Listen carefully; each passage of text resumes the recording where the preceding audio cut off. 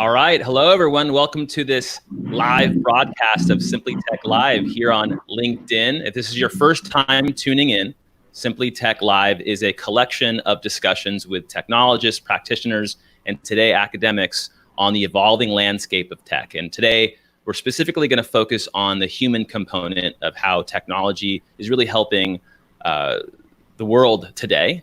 And we have some very, very special guests. My name is Derek Russell. I am a data and AI solution specialist here in the West region of Microsoft. I'll go ahead and kick it to my co-host, Ali Mazaheri. Ali, why don't you introduce yourself and kick it off to our wonderful guests today? Sure. Ali Mazaheri, super glad to be here. And I'm personally very excited for this broadcast in this session. We've been planning to do this for a while, but I'm honored to have two special guests, Courtney and Jeremy. I'll let Courtney to start doing a quick intro, and then we're going to pass it over to Jeremy before we start a conversation. Hi, everyone. I'm Courtney Cogburn, an associate professor at the Columbia University School of Social Work and Population Research Center. I am the lead creator, along with Jeremy, of A Thousand Cut Journey, which we're talking about today. Jeremy? My name is Jeremy Bailenson. I'm a professor at Stanford University, where I direct Stanford's Virtual Human Interaction Lab. We build virtual reality simulations, and then we run psychology experiments to see how VR affects your mind and study which applications work. And we've been studying VR for 20 years, and super excited to talk here today with Courtney about this project. Absolutely. So I'm going to be in the background doing the moderation for, I'm sure we're going to have a lot of questions. Why don't you, Derek, start the convo with the power duo here? Great. So yeah, so this is we've been looking forward to this conversation for a really long time, and just so folks can, and we've shared a couple links within the event space of Jeremy, one of your talks focusing on VR and human experiences, and we also posted a link to your TED Talk, Courtney. But can both of you highlight your work, what it is we're talking about today, and essentially how this came together? That's a lot in one shot. We have an hour. Yeah, I'll be brief. So I mainly focus on how we characterize and measure racism. So I do some conceptual work around what racism is and means in modern society. And I think about the effects of racism on health, how systems and structures and cultures in particular have implications for the racial inequities that we observe in health. I've recently moved into the emerging tech space, particularly the work around VR, to think about how people engage the realities of racism, really understanding the complex web of things that come together to produce racial inequity as a broader focus of my work, and have come to VR as an important tool to help me do that. In my work, as it relates to this project,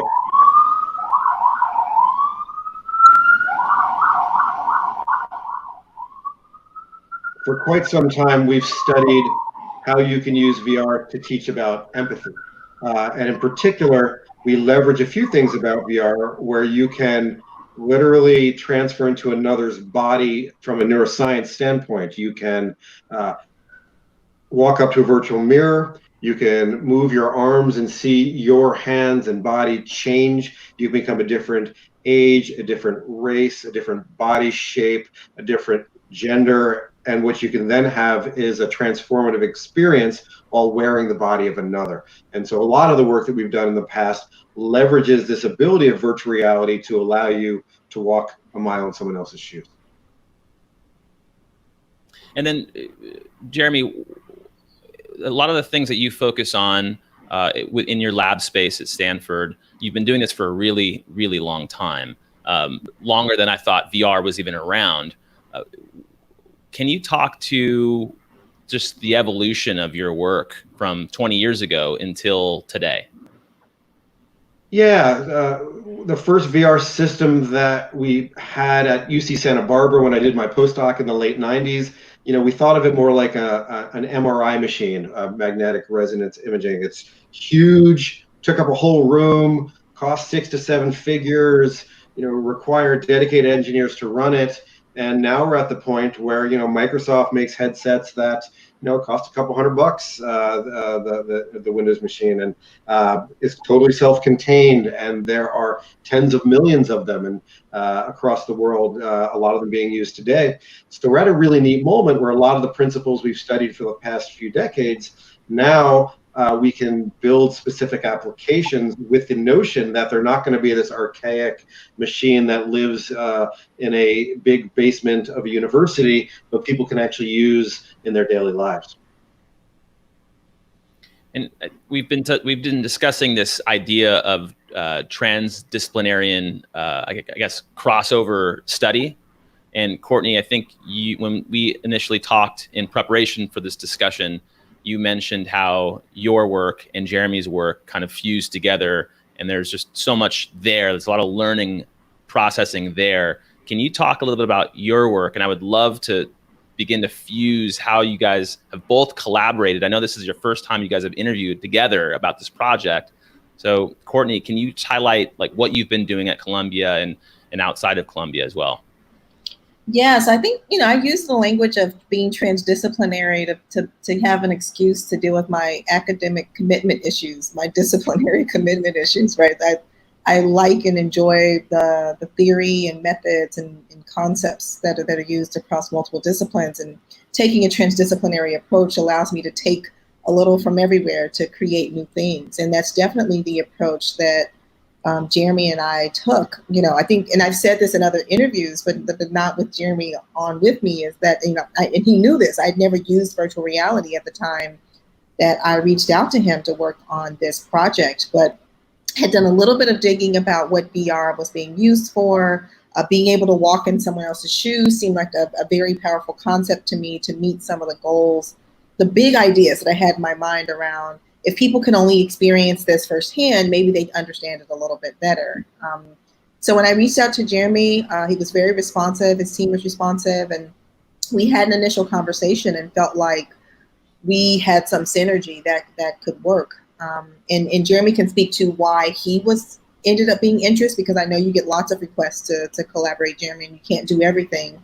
But from my perspective, it felt like a good partnership because Jeremy was not just interested in the technology, he was interested in social and behavioral applications of the tech, and he was already exploring a number of complex social, psychological issues, and including having done some work around race, but never to this extent. So for me, at the outset, but certainly in retrospect, that was an important piece of deciding to partner with Jeremy. I didn't have to convince him that racism was an important thing for us to tackle and think about. And even though he hadn't done a lot of work in that space, he understood the significance of doing a project like this. And I didn't have to do any convincing around that part.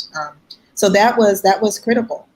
And both Jeremy and I know that neither of us could have created this work without the other team, right? That you needed this particular collection of ideas and synergy and shared ideology and expertise, and blending that together to create the thing that we created. It's not a Courtney project, it's not a Jeremy project. It really came from our teams working together. But Jeremy, what's your point of view on this? Well, for me, knowing how unique a tool VR is to not even close to solve, to chip away and to help on a lot of difficult problems. We've worked on climate change, we've worked on issues of conflict, we've worked on personal habits such as exercise and healthy eatings, and I've always thought of VR as a lever that you can use to kind of help on problems that other media just aren't intense enough for and don't give you the experiential aspect.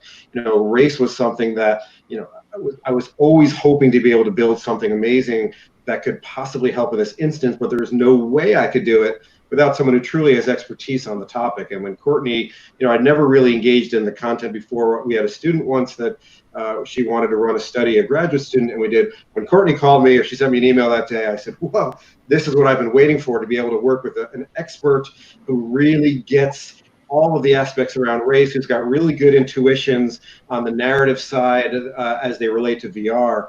And for me, I'd been waiting for that call for a while, and it's just been a pleasure to learn from Courtney's expertise and to really just to iterate on this a lot.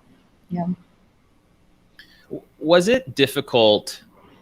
So Jeremy, I know there's a lot of lines that you're starting to jump across when it comes to racism and it comes to politics and it comes, you're talking about climate change and homeless, all these different, to be empathetic, you're really, it's got to be very hard. Did you feel through your relationship with Courtney in this project that she was able to offset that uncomfortability or that gap in knowledge or empathy or proximity? And I think Courtney, yourself as well, did you feel like Jeremy was able to do that for you from a technology perspective? Well, I guess I'll be brief on this one. Feeling uncomfortable is part of this, and that's something that's going to happen, and you need to embrace it. And I couldn't ask for a better partner and someone who helps me learn every day than Courtney on these things. Yeah, thanks, Jeremy. And I think it is the nature of transdisciplinary, cross-disciplinary work, right? You're outside of the comfort zone of your discipline and your language and how you talk about things, and you may feel incompetent or that you're not coming across clearly because the other person or the people on the team don't speak quite the same language. So there's some inherent discomfort in that. And then you're studying racism, right? You're tackling racism. And so I think that's, as Jeremy said, that's just a part of doing this kind of work. And I definitely felt like, again, I think it's because of Jeremy's team focusing on social and behavioral and big social issues. They were quite articulate in being able to translate complicated technical ideas. They weren't judgmental that my entire team were novices in the technology and respected what we were experts in. And so I think we both had a mutual respect that was really critical to our relationship. And then having worked across disciplinary lines in what we were already doing separate from each other made it easier to work together on this project. Yeah, just to add, most people would be surprised when they learn that, of the 10,000 hours that went into building this, more than half of them were spent on non-technical things, which was, a lot of deliberative and wonderful and sometimes intense conversations, but that was the main part of the work.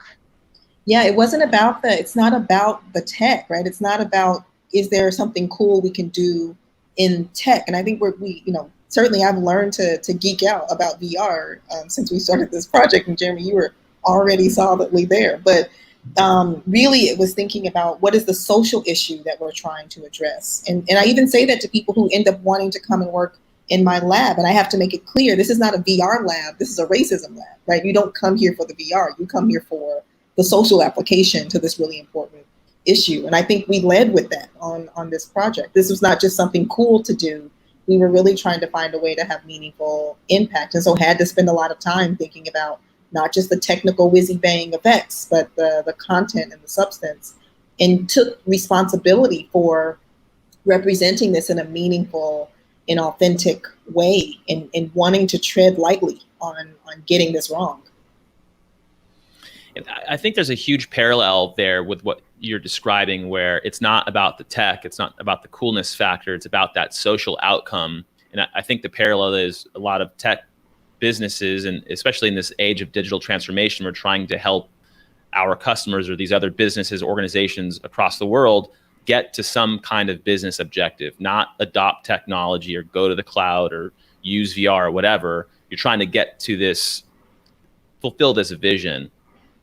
So going back to, and we'll post a YouTube of the trailer of the actual project in the feed of this broadcast, so folks can check it out, so we can just focus on the dialogue here.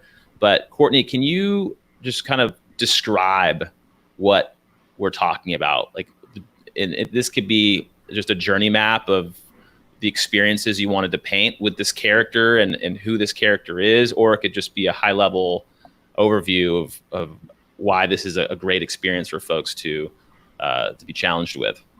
Yeah, I'll try to do a little bit of both and be brief. I think, it's challenging to talk about VR. The point is to do it. But I think there's some really rich elements in what we were able to create. And where we landed was that we wanted to represent something that captured multiple elements of racism, multiple layers of racism, not just a single moment in time, not only things that were in your face and direct, but things that were much more subtle and nuanced. And I think we sort of landed into a place where VR is quite powerful in helping us do that, capturing nuance, being ignored, feeling invisible, subtle slights that one might experience. VR is really good at capturing some of that. So we wanted to integrate all of that. So where we landed was to put you in the shoes of Michael Sterling, a Black male avatar character as a child, adolescent, and adult who's experiencing racism in different forms. And we pulled from a broad empirical literature as well as other data points to help inform each of those scenes. So in the first scene, you're in an elementary school classroom, there being some taunting going on between kids. You're unfairly disciplined for engaging in the same behavior as other kids. You're the only Black kid in the classroom. And that draws on a solid empirical literature around disciplinary practices in the classroom, and Black boys in particular being disciplined more harshly for the same behaviors, and personal experiences that were shared with us when we asked people from our networks to tell us what types of things were happening for you at age 6, 7, 8 in the classroom that we might pull on to inform this experience. So it also conveys in that moment of how early these experiences start, as well as how early white children start to use racialized language and have racialized notions in their minds about who's dangerous, who's valuable, who's not. And it starts quite early, which is also empirically grounded. We leveraged from Jeremy's work and other people's work in VR using mirrors so that you could connect with the body consistently. Interactivity was built throughout, and Jeremy, and his team really pushed us to think about, you're not just standing watching something happen. VR is not a passive experience, or at least it shouldn't be. How are you using your body? How are you using the space? And we've had to scrap entire scenes because they just weren't working for VR, even if they were powerful on their own. So we use mirrors to help you transition between ages so you can see yourself age and become slightly older. In the second scene, there's a dynamic with the mother who's worried on your way to a basketball game that you're dressed similarly to someone the police are looking for and ask you to change. You have a white friend who's waiting with you, who's a little bit clueless about the significance of this concern. Why is that such a big deal? You later have an encounter on the street with police officers who, inevitably are going to accost you and ask you to, or command, they're not being polite about it, command you to get down on your knees and put your hands up. And again, that was a physical element that we wanted to build into the piece. A technical note that we came to realize very quickly that changing your eye level is technically very difficult. Sitting down on the floor as a child, kneeling, going from standing is a difficult thing to do. But that was one of those sort of a collaborative things that my team felt that was very important. So how do we sort of work around and find a way to do that? And then in the last scene, you're in a workplace setting where you're being ignored and disregarded, even though on paper you were the candidate they were most excited to see. And the person conducting the interview instead goes to a white male candidate asking that, oh, you must be our candidate from Yale. We're so excited to meet you. When in fact you're that candidate, and doesn't really turn to acknowledge your presence until pretty late in the exchange. So creating invisibility, being dismissed, that sort of thing. So there's lots of other elements, right, that are built into the experience that some of which are just best experienced and not described.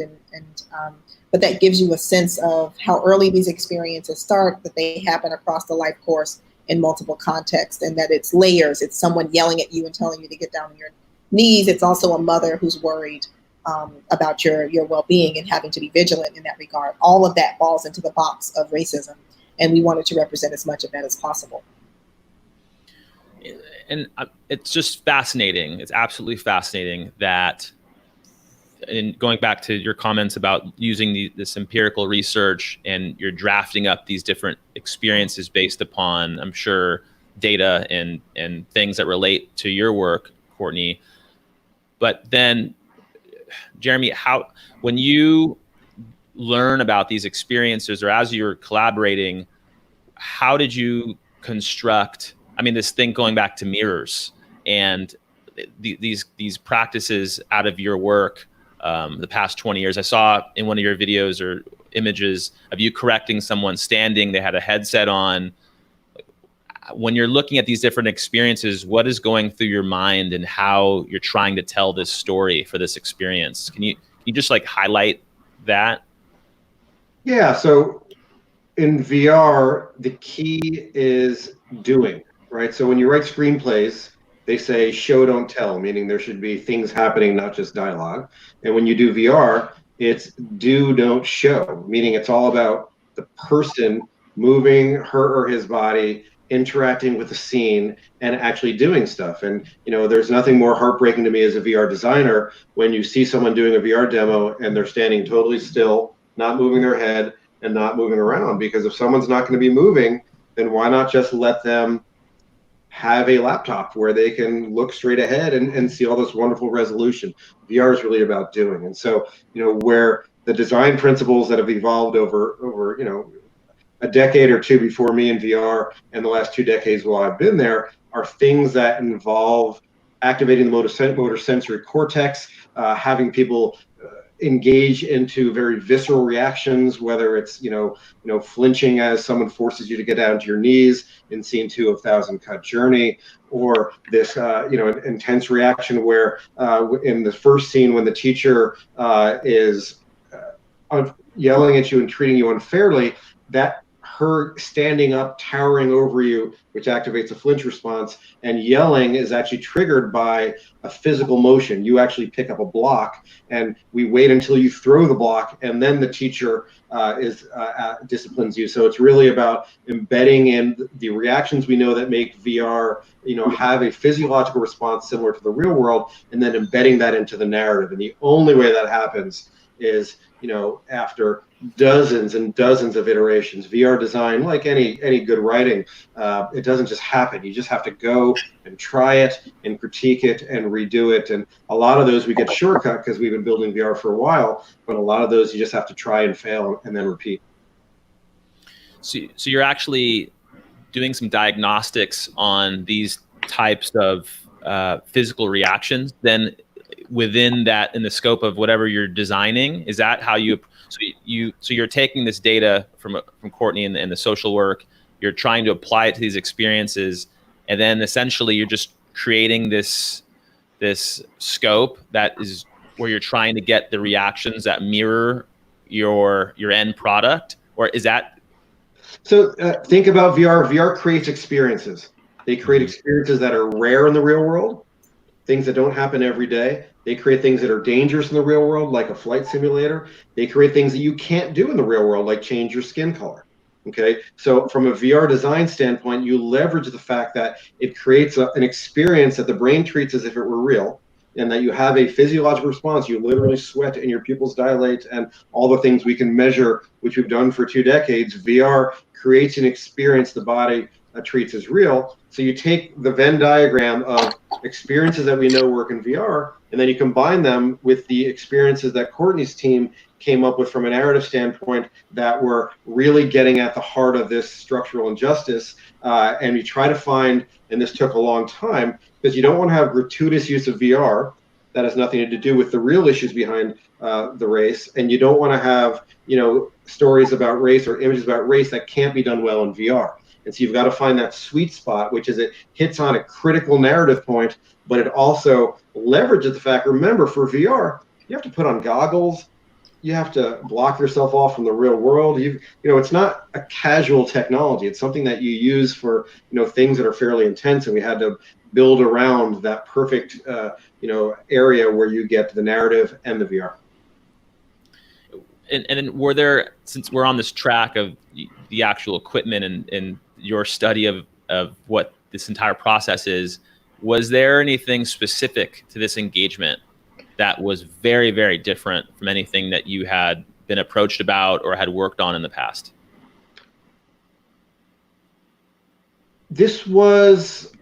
We'd done a couple of long narrative pieces about climate change, but nothing this intense. This was the most intense piece that we'd ever produced, and it's remains so. And Courtney, and you coming to this, and I know from your TED Talk, you have a son, the black son. So a lot of these topics are very, very close to you, and some of the challenges that you're having to go through from a day to day. Were there and I'm sure there were there pieces of this project that were completely surprising to you or got you closer to the problem that than you'd ever been before? So nothing that got me closer to the problem. I'm pretty immersed in the realities of this every day as a Black woman and as a mother of a Black son. And, you know, so that was always true. But I think I've navigated that boundary pretty well for most of my career. That's always been the case. I've always studied my life to some degree. And so that's always a balance that I've been trying to strike. And I honestly think, so people have asked me why I chose or we chose to focus on a Black male. And I think focusing on a woman and potentially having that woman be a mother would have been a much more difficult boundary for me to maintain the professional academic pursuit of an idea versus something that's much more deep and personal. So this is still very personal, but it would have been an additional challenge for me to grapple with a Black mother in a VR piece. But I think one of the things that has been striking to me, and this is interesting from a VR design perspective broadly, but also specifically about one related to racism, is the elements of the piece that are designed, meaning they show up consistently and have an effect on people in a consistent way, that we didn't intentionally build into the experience. There are certain things that we deliberately designed and chose to do. Some of that was, creative choice. Some of it was technical limitation that led us to a creative solution. There are other elements that didn't quite work that way. So one is a somewhat consistent response of white people saying that their whiteness becomes more salient to them by becoming a Black male. And for me, and Jeremy, I don't know if we've really talked about this, but to me, there seems to be something different around embodiment going on with this particular piece, where they don't feel like they're becoming this person. They still feel like themselves, and they're seeing something through someone else's eyes. And for some people, that's happening in concurrence. And so that's really different than embodiment, at least as far as I understand it. So that was a surprising element. And then the second element, and I just talked about both of these points in an interview yesterday, is the effect for Black people going through this experience. So I didn't really know what to expect for, and we knew this from the beginning. What does it mean for a Black person to become a Black person in VR experiencing racism? We didn't conceptually really know how to wrap our heads around that. And just a quick story, when we were at the Tribeca Film Festival, 2 Black women walked by where we premiered the work in 2018, and 2 Black women walked by and they said, "Oh, is this the racism one?" And I was like, "Yeah, it's the racism one. Do you want to try it?" And they were like, "Do I get promoted in it?" And I was like, "No, that's not what this is." And so they kept it moving. They said they weren't interested. But so what does it mean for Black people to put on this headset and go through this? And one of the first experiences was a Black male who took it off during the police scene, or lifted his headset about to stop the experience when he got to the police scene, and he ended up putting it back on and finishing. But he later said that he couldn't hear the instructions the officers were giving him, and he was afraid of what would happen. So my heart sank, and I just thought, oh, we can't put Black people through this. We can't put this headset on them. We later did a study with Black people and have found in our initial assessment of that data that the response is much more diverse than just triggering, bringing up memories that specifically have happened. But people have also said they appreciate having the burden of sharing their own painful stories and trauma for the sake of educating others, and have that burden placed on the VR. Others have called it validating, that they aren't making this up, that they are seeing how these things have added up over the course of their lives. So those are both things that were surprising to me, not deliberately designed into the experience, but have been interesting and surprising. You said something, and you skipped through it pretty quickly, but just for more understanding, you mentioned one of the surprising things was this idea of white saliency. And I think, I don't know if we discussed this before in the past, right? It was from watching one of yours or Jeremy's videos, but you talked about the difference between seeing someone be abused, actually being an observer and feeling some pain or closeness to that, and then that person being abused. Is that Is that what you're talking about here with one of the surprising things, or am I completely off?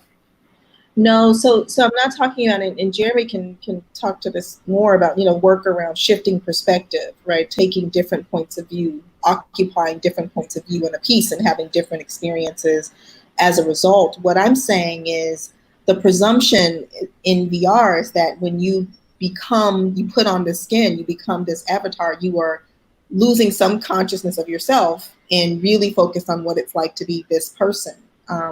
And Jeremy, jump in here if I'm misunderstanding embodiment. And so what I've had several people tell me is that that's not exactly what's happening. They're certainly experiencing things from this avatar's point of view, but they're also very aware of their whiteness and who they are. And it seems to be something about perhaps the contrast of what's happening to this Black avatar being so different than what's happened to them in their lives that there's some kind of simultaneous response happening.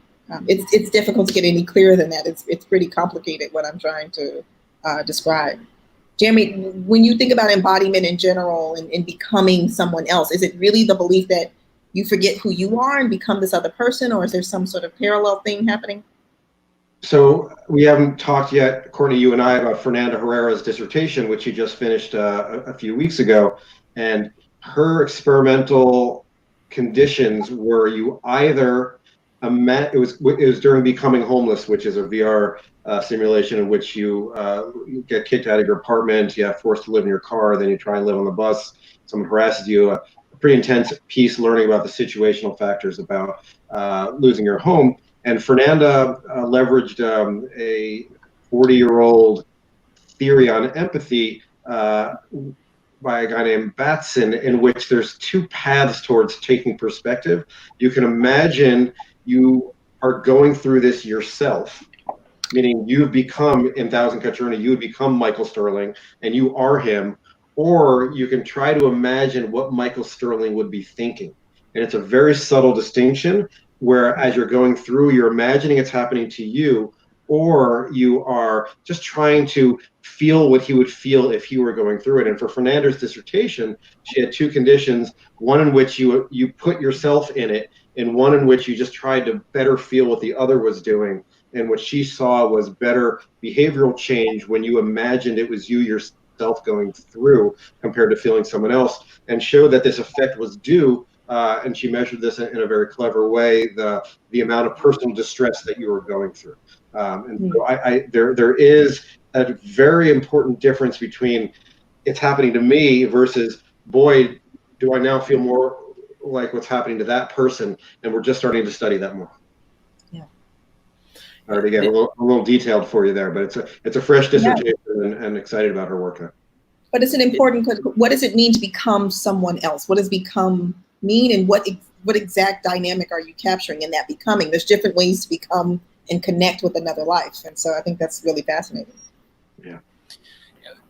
Now, are there any at all parallels to, and I'd love to bring this into, I'm sure in 2018, there was no thought about what was going on with the current Black Lives Matter movement or the current status of police brutality essentially over the last 3 months. I know this has been a problem for decades, centuries, but when this was at the genesis of this, and now until this moment now where we need this type of empathy more than we've ever needed it before. We need this type of technology more than we've ever needed it before. Are you seeing, and this can be for either one of you, that description of what Jeremy just described of observing and being a part of that process and understanding like who you are, and maybe you're feeling more white in certain circumstances, but a lot of coworkers, a lot of colleagues, a lot of people in the world are very, very aware of their race today. Does that have anything to do, and just because of the information out there and all the communication, does that have anything to do with what you guys are talking about and the experiences that are to be had in this VR type of engagement? I think so for sure, right? But so one piece of this is we couldn't predict this current moment, but I realized one of the first interviews I gave on this, someone asked me how I came up with the name Michael Sterling, and it was just a name that came to mind for me. And he asked, was it the combination of the names Michael Brown and Alton Sterling, two Black men who were killed by the police? And so I didn't do that consciously, but that's how much it was sort of embedded in my subconscious and shaping how we were approaching that. So that's very much a part of what was guiding this work. But there is a combination of things, even if it wasn't deliberately designed in terms of people connecting more with being white as a result of becoming a Black man. That wasn't a design choice. But that's important. Understanding racism and anti-Black racism requires that we also understand whiteness and white supremacy. And I think a bigger goal of this work is not just empathy, although that's a component of presumably what's happening when you're going through an experience like this. And it's not just thinking about yourself, it's thinking about the world and society that we live in and how you're choosing to engage it. And can VR help us to do that? And I think we're beginning to understand what role 1000 Cut plays in that. And Jeremy and I are working on new projects that are continuing to push this understanding. But it's not just about feeling bad. It's not just about feeling empathetic. And it's so terrible that that's happening to that group out there. For me, it's about grappling with your whiteness and your role as a part of this society and culture and these systems. And what can we do in VR to help you better connect with that as well? Not something that's happening out there to them or those bad white people over there, but really grappling with yourself as a part of the same air that we're all breathing. What do you think, Jeremy? I mean, you've been involved with these projects. You've been getting close to them. I mean, this homeless project that you're talking about. You're seeing this across your team. You're working with your team day to day on these types of projects. What are your thoughts about this? Well, talking about 1000 Cut Journey specifically, I will say when I began this work, I was more, as an experimental psychologist, I was more concerned with studying, the reaction that one has about implicit attitudes afterwards, and kind of the traditional things that psychologists and people that do this in VR had studied before. What's just blown me away by this piece and its utility is just what Courtney was discussing, which is the way in a subsequent conversation it can cause you to have a completely, just a new starting point from the conversation. So this piece, it's not a thing that changes you automatically. I think it's it's an experience. So the way to think about VR is it's an experience the same way you'd have an experience, out in the street. It's not a perfect analog, but it's close. And that experience in a vacuum, it needs to be coupled with a constructive way to think about it and to put it into context. And that's really, again, learning from Courtney and her team, it's been for me a lot more about, okay, this is not you're not done with this now. This is an experience, and now you can begin. And so I think we're going to bring Ali back into the discussion. So this is a live broadcast, and we do have folks that have been engaging and giving us comments. So while we do that, I'll go ahead and set us up. Can you talk a little bit about these future projects that you're working on, if you're at the liberty to do so, Jeremy? Courtney, please. Yeah. So related to Jeremy's point that he was just making, part of what we're learning is it's not that we've created a magic pill experience in VR. There are other things that need to happen as a result of that. So I think part of what we're thinking about is how do we use 1000 Cut in other situations where people can learn and grow beyond the emotional impact that they're having in that moment? How do we help that translate beyond or after they take off the headset? But also we're pushing the boundaries, I think, of what we're doing in VR. And one piece that I'm really excited about is introducing a data visualization component. So is there a way to leverage VR to visualize structural racism? We take the examples of COVID-19 and why Blacks are seeing higher rates of infection and mortality as a result of a virus that presumably should affect anyone in the same way. It's not because there's a biological difference, it's because there are social differences. Can we visualize something like that so people really understand how you get to Black people dying at 3 to 9 times the rate of white people from the exact same virus? Policing and police violence and how that intersects with housing and how neighborhoods are constructed and the policy decisions we've made around policing and educational systems. That's a complicated network of things that are interacting can we leverage VR to visualize that web so that people really start to understand the problem that we're dealing with here? Racism is not something that can be reduced to unconscious bias, although that is an important piece of what's happening here. But if we want people to understand systems and structures and cultures, perhaps visualizing it in connection with complex narratives in the way that we've developed with 1000 Cut might be an interesting and important way to go, especially if you couple that with educational experiences and meaningful engagement after people take off the headset. Ali, now that you're back in the conversation, and I think we have some comments, and the dialogue between us three has certainly gotten very deep, and I'm sure folks are very interested. What are we hearing? Some questions that we have.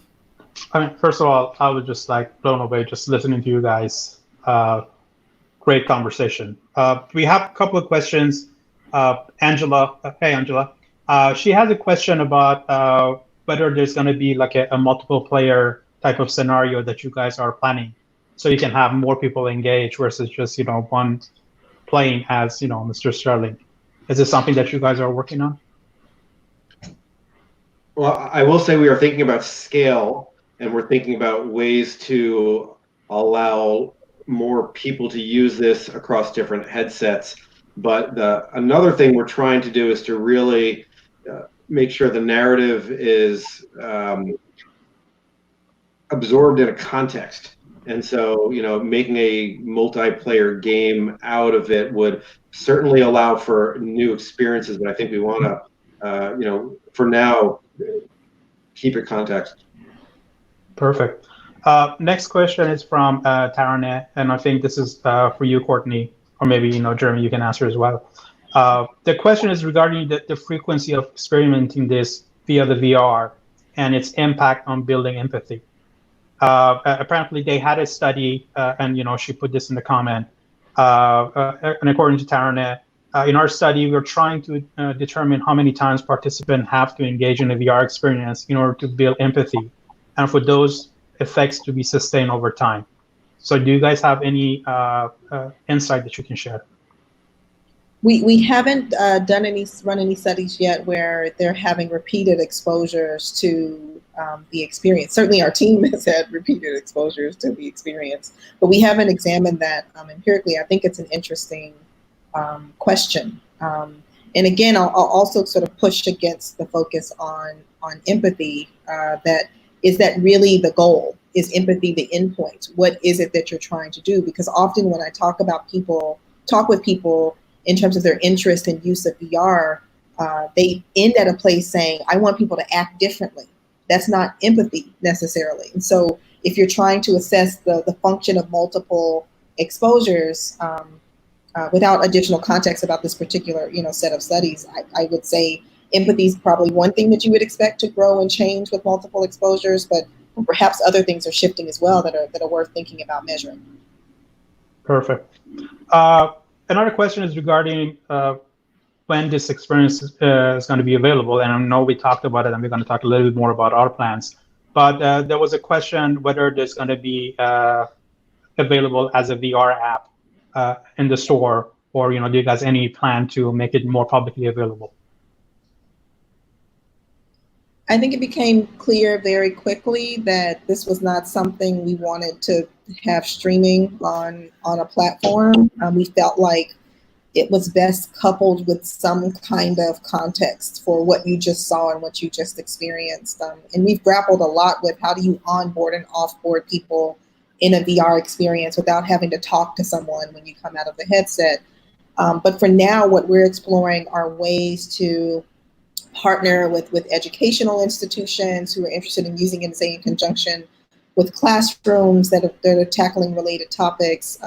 We're engaged with corporate partnerships and people, again, who are thinking about using it in a broader context of things and activities that they have going on, but are actively looking for ways to expand reach of what it is that we've used without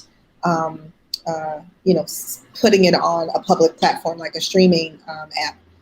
And I will say, like, things like museums and other VR spaces that are accessible to the public are of interest to us, and we just want it to be done in a meaningful way. So a related question that just came up from Amir, and he said that you touched on it a bit, but have you considered any design option variability to prevent traumatic experiences for users that are part of marginalized groups?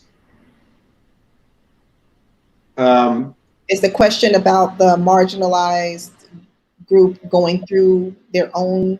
That's what I got. Hopefully, I got the question right. Well, if we go out of the race context, I will say that with soldiers going off to war, Skip Rizzo is doing inoculation where they can have, a traumatic experience and then get trained on how to respond to that experience as a way to reduce subsequent PTSD. I have no idea if that's appropriate for the race context or if that at all works. So, Courtney, what's your I think we're still, my sense of where we are as a field is that we're still learning a lot about how to avoid harm and how to do the things that we want to do. I think I've learned a lot from Jeremy about this, and we had a lot of conversations about where our lines were in designing this piece. And we were clear, right, that our target audience were white liberals in particular, thinking about people who are espousing beliefs of racial equity and justice, but may have a ways to go in terms of their behavior and engagement and visceral personal connections to what's happening and not just an intellectual engagement. But we couldn't only think about what that group would feel. And even that's a complicated group. We had to think about Black people going through this experience and having an encounter with the police. How violent do we want that scene to get? So there's lots of conversations and considerations that went into this. I think in addition to being very thoughtful about taking care of the person who's putting on the headset, thinking about what that experience is like for them, and not just doing something gratuitous or violent because you can technically achieve it in VR, but really thinking about what you're leaving the person with who's put on that headset.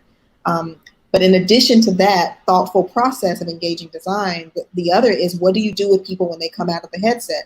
Skip Rizzo is not just putting veterans through traumatic experiences in VR, they're encountering clinicians when they come out of the headset. They're getting clinical guidance and support on how to deal with their emotions and feelings. That's a very meaningful integration of those two things. So in the headset and out of the headset being thoughtful and connected experiences, I think, are critical for taking care of anyone putting on the headset, but certainly the people who are the most closely tied to the types of experiences that you're representing. Perfect. So we talked a little bit initially before we scheduled this broadcast in terms of how we can collaborate together, because as we talked about it even at the technology centers, we do a lot of programs focused on STEM. We deal with all kind of different ages, from middle school to high school, to graduates. And when I personally first heard about this, I was just like, this is something that at least I want my own son to go through it, right? So as a parent, I mean, that's the best way that a child can experiment and see the differences. What do you think is going to happen? And what would be the best approach in terms of making this available, not publicly, but in a more controlled fashion, so we really can have the impact that we want to have with the audience?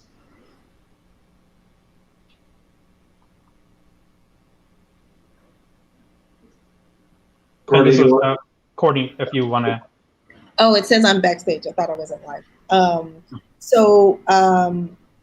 I think that's something that we're actively unpacking. So I talked about partnerships with educators, right, who understand the age group that they're working with and what types of conversations make sense in a classroom. Do they feel skilled enough as a facilitator, as an educator, to manage really complicated feelings coming up for young people? The answer is yes. Then, let's think about what to do together. We have our sets of expertise and trust the expertise of others in terms of deciding what is best coupled with this. But I think in terms of the relationship with Microsoft, the opportunity for this to be in publicly accessible, publicly accessible spaces where we can collaborate together to think about, what do you do with someone when they're coming out of the headset and there's not a social worker, a clinician standing there who can help them get in touch with their feelings and emotions as they come out? It's really exciting for me I won't speak for Jeremy, but really exciting for me to imagine how to best achieve that. And I think it's a model that we might be able to translate into other spaces like a museum, like a library, right? Places that can be easily accessible, and put this in the hands of people, but not just leaving them with the complicated emotions that often happen for people when they go through a piece like this, but really structuring how they're feeling, and then really thinking about, again, not just themselves, but what's happening in society, and how does what you just saw translate to the moment that we're in right now, for instance. So I think if I'm excited to think creatively about how to do that, but that's still a work in progress. And I'll add, if we're going to be in a place that's curated by experts in the social work aspect of this, having done a lot of work in places like libraries, the advantage of working with Microsoft is that we're going to have some very smart tech people on hand to solve all the VR problems which pop up, because VR is amazing but not yet a perfect technology. So it's a good place to have curation. Absolutely. And, I need to have a call out to Ashley, because from Ventana, she's a co-founder of Ventana, another great company that we had an opportunity to work with them. That was the reason that I got introduced to this project, through LinkedIn. And I'm personally super excited and grateful for the connection that was made with both of you. I know we have a couple of minutes left. We have a bunch of other questions, but just to be mindful of your time, Derek, why don't you just go with some last thoughts, and hopefully we can get some additional pointers from both Courtney and Jeremy before we close. Yeah, I mean, this was an incredible, I really enjoyed this, and it's just very educational getting close to both of your work and studying up for this. And I really can't describe what kind of impact I think this is going to have. And I'm just excited to be a very, very, very minuscule part of what this could potentially be, both at Microsoft and our Experience Center here in Irvine in the future, and just observing your work and sharing it with others. And just based upon what everyone is going through right now, I'd love just to cap off the discussion with just some words of wisdom from both of you for folks that are very challenged with understanding. And Courtney, you mentioned empathy, and there's other things you're trying to get out of this initiative. But what are some things folks can do, both black and white? I'd love to hear from you, Courtney, what you think. And it could be technology related. It could be something that you learned from this project that you think folks can deploy. And then from you as well, Jeremy. I think, one important starting point, again, thinking about the target audience as I approach this work, is starting from a point that your lived experience is not the same as everyone else's. And when you're a member of a dominant group, be it physical ability, be it religion or race, you have a tendency to not really be able to imagine what it's like to be someone else. And I think letting that be your starting point, whether you're going through a VR experience that's been crafted to help you see another point of view, or whether you read a book, or whether you just open your eyes and pay attention that people are having a different experience from you in ways that might be inconsistent with what you want the world to be like. I think that shift in point of view is really, really important. And I'll say specifically for tech and emerging technologies and VR specifically, I think the kind of partnership that Jeremy and I have been able to develop has been really special, and a lot of serendipity involved in terms of how well this has worked. But it's given me a lot of insight into the types of partnerships that I think are important. People who have been immersed in the technology for quite some time and have very strong technical skills in terms of in VR, but also people who are novices but really understand their content and communities and social issues very deeply. Those can be really important partnerships in pushing this technology forward. We can't only have technologists creating content in VR. We need artists and social workers and people from community and youth imagining what we do with this technology. And I think that's when we open access in that way, that's where we'll really start to discover what VR is really capable of, and ways in which it can be powerful. And my closing statement will be very brief, and it's just listen more. That's what I need to do, and that's what I've been trying to do, is listen more. Thank you. Thank you so much to you both. Yeah, this was a very powerful, wonderful session. I know we're right at time, but thank you for doing this with us. Thanks for having us. Thanks for having us. Thank you. All right. Looking forward to do more. Thanks you. Yay. Definitely. Bye-bye. Take care. Thank you very much. Thanks for watching, everyone.